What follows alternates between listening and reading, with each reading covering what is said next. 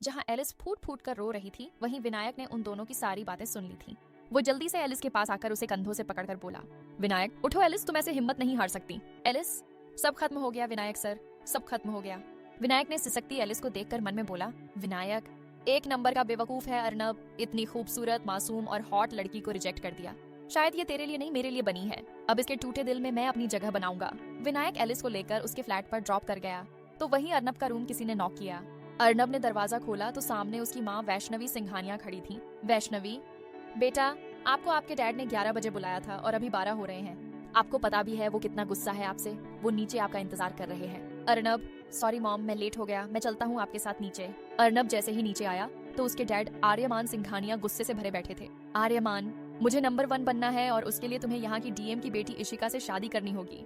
वो लोग आए थे एंगेजमेंट फिक्स करने, पर हमारे साहबजादे तो यहाँ पर थे ही नहीं। तुम जानते हो हम कौन हैं? आर्यमान सिंघानिया। इस शहर के टॉप 5 बिजनेसमैन में से एक और टॉप 5 में आना मुझे मंजूर नहीं है। अर्नब, डैड, मैंने कब मना किया इशिका से शादी करने के लिए? मैं भी चाहता हूँ कि हम शहर के नंबर 1 बिजनेसमैन बने, पर मैं उससे प्यार नहीं करता हूँ। आर्यमान, तुम्हें ये शादी करनी ही होगी, तुम्हारे पास कोई और ऑप्शन नहीं है। अगर ये शादी या रिश्ता टूटा तो हम नंबर 1 पर नहीं 0 पर आ जाएंगे और ये हम बर्दाश्त नहीं करेंगे। प्यार हमारे लिए मैटर नहीं करता, हमारा मकसद तुम अच्छे से जानते हो, तो हमने सगाई और शादी दोनों फिक्स कर दी है। अर्नब, जी डैड, मैं तैयार हूँ। इतना बोल अर्नब अपने रूम में आ जाता है। अगले दिन जब वो ऑफिस पहुंचा तो उसे एलिस कहीं नजर नहीं आई। उसकी नजर चारों तरफ बस उसे ही ढूंढ रही थी।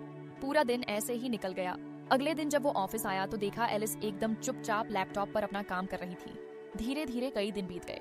इसी बीच अर्नब की एंगेजमेंट इशिका से हो गई थी। उस दिन के बाद एलिस एकदम चुपचाप सी रहने लगी थी।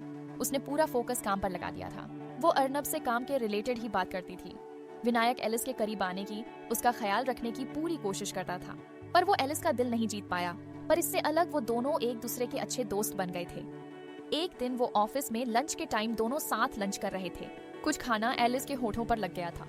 अर्नब भी सामने वाली टेबल पर लंच कर रहा था। जैसे ही वो उसके होठों से खाना साफ करने को आगे बढ़ा तो अचानक उसके कदम रुक गए, क्योंकि विनायक अपनी उंगली से एलिस का होठ धीरे से साफ करने लगा। जहां एलिस विनायक की केयर पर मुस्कुरा उठी, वहीं अर्नब का दिल गुस्से से भर आया।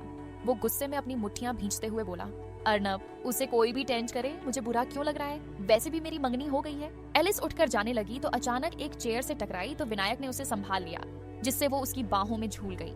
ये सब अर्नब बर्दाश्त नहीं कर पाया, वहाँ से दूर चला गया। अब ऐसा अक्सर होने लगा।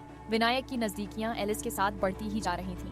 एलिस को लगता था कि विनायक उसका अच्छा दोस्त है, उसकी केयर करता है, पर वो नहीं जानती थी कि विनायक उसे पसंद करता है। जब भी विनायक एलिस के नजदीक जाने या उसे छूने की कोशिश करता तो अर्नब गुस्से से भर जाता था। शायद उसे भी प्यार का एहसास होने लगा था, पर वो एक्सेप्ट नहीं कर पा रहा था।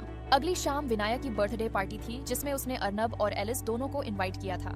पार्टी बहुत ही शानदार थी।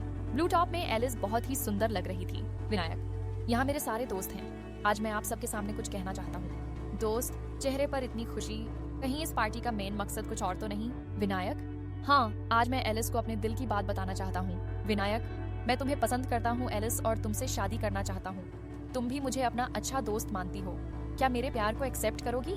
ये सुनकर तो पूरी पार्टी में शोर मच गया। तो वहीं अर्नब का चेहरा दर्द से भर उठा, गुस्से से मुट्ठियां भींच गईं। तभी अर्नब की एक फ्रेंड परी ने अर्नब को ऐसे देख लिया जो उसके और एलिस के बारे में सब जानती थी। परी, ऐसे कैसे विनायक? प्रपोजल थोड़ा रोमांटिक तो होना चाहिए। अगर एलिस की तरफ से यस है तो एलिस को तुम्हें किस करके यस बोलना होगा। ये सब सुनकर सब लोग एलिस को चीयर्स करने लगे। ये सब बर्दाश्त कर पाना अर्नब के लिए मुश्किल था। उसने धीरे से एलिस के पास आकर उसके कान में बोला, अर्नब, बहुत जल्दी मूव ऑन कर गई। वैसे 2 दिन बाद मेरी शादी है, आना जरूर। इतना बोलकर अर्नब वहाँ से निकल गया। एलिस की आंखें आंसुओं से भर गईं। वो भागते हुए उस पार्टी से चली गई। वहाँ जो कुछ भी हुआ था किसी को समझ नहीं आया, पर परी अच्छे से समझ रही थी। पूरी रात बीत जाती है पर एलिस के आंसू थम ही नहीं रहे थे। सुबह होते ही उसने अपने आंसू पोंछे और गहरी सांस ली। एलिस, एलिस, तू यहाँ करियर बनाने आई है, खुद को हर्ट करने नहीं। मैं यहाँ से वापस अपने घर हमेशा के लिए चली जाऊंगी और कभी लौट कर नहीं आऊंगी। एलिस ने विनायक को सॉरी का मैसेज करके अपने जाने के बारे में इन्फॉर्म कर दिया। विनायक ने जल्दी से अर्नब को कॉल किया। विनायक, यार अर्नब, एलिस हमेशा के लिए अपनी सिटी वापस जा रही है और कभी लौट कर नहीं आएगी। तुझे इन्फॉर्म करना मेरा काम था। अब आगे कुछ करना है या नहीं, वो तेरी मर्जी। ये सुनकर अर्नब के पैरों तले जमीन खिसक गई। उसका दिल बुरी तरह धड़कने लगा। उसने बिना सोचे समझे गाड़ी में बैठ फुल स्पीड से स्टेशन की तरफ अपनी गाड़ी बढ़ा दी। बहुत ढूंढने के बाद उसे एलिस नजर आई। जो अपने बैग्स के साथ अपने आंसू पोंछते हुए ट्रेन की तरफ जा रही थी। अर्नब भागकर उसके सामने घुटनों पर बैठ गया और उसके हाथों को अपने हाथ में ले लिया। अर्नब, एलिस, मत जाओ एलिस, मुझसे बहुत बड़ी गलती हो गई। तुम्हारा प्यार भरा दिल तोड़ दिया, मुझे माफ कर दो, प्लीज मत जाओ। ये मूवमेंट देखकर स्टेशन पर आए आसपास के लोग इकट्ठा हो गए। एलिस, किस हक से रोक रहे हैं मुझे आप अर्नब सर? कल आपकी शादी है ना, तो यहाँ क्या टाइम वेस्ट कर रहे हैं अपना? जाइए एंजॉय कीजिए ना। अर्नब सब कुछ छोड़कर तुम्हारे पास आ गया, प्लीज एक मौका दे दो। मैं तुम्हारे साथ जीना चाहता हूँ, तुमसे शादी करना चाहता हूँ। तुम्हारा ये सब बोलना जायज है। मेरा झुकाव तुम्हारी तरफ था, पर मैं समझ नहीं पाया कि ये प्यार है। पर जैसे ही मुझे पता चला कि तुम हमेशा के लिए यहाँ से जा रही हो, तो मैं खुद को रोक नहीं पाया। एलिस, नहीं सर, बहुत देर हो चुकी है। मेरा दिल और उसके टुकड़े बुरी तरह टूटकर बिखर चुके हैं। सॉरी, पर मुझे जाना होगा। एलिस अपना हाथ छुड़ाकर ट्रेन की तरफ जाने लगी। अर्नब, नहीं प्लीज, तुम मुझे ऐसे छोड़कर नहीं जा सकती। मैं तुम्हारे बिना नहीं जी सकता। एलिस, मत जाओ प्लीज, एक मौका दो प्लीज, मैं तुझसे बहुत प्यार करता हूँ। आई लव यू एलिस, रुक जाओ प्लीज। अर्नब चिल्लाता रहा, पर एलिस रोते हुए ट्रेन में बैठ गई और फूट फूट कर रोने लगी। ट्रेन कुछ ही देर में वहां से चल पड़ी और अर्नब वहीं ढेर हो गया। वो खुद को ही कोस रहा था, फूट फूट कर रो रहा था। एलिस का दिल बुरी तरह धड़क रहा था। अचानक से वो घबरा उठी। एलिस, ये मैंने क्या कर दिया?